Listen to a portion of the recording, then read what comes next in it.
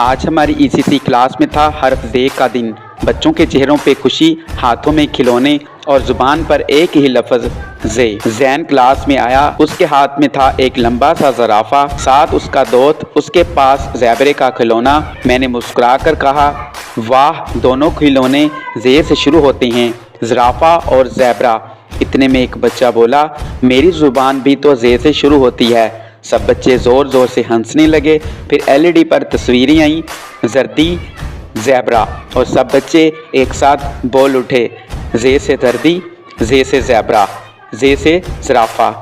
मैंने कहा, शाबाश, अब देखो कौन हरफ ज़े वाला ब्लॉक ढूंढेगा। सब बच्चों ने तेज़ी से तलाश किया।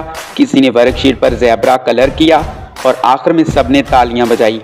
आज बच्चों ने ना सिर्फ ज़े पहचाना बल्कि हरफों से दोस्ती भी कर ली। ईसीसी क्लास, जहां हर दिन एक नया हरफ, एक नया मज़ा।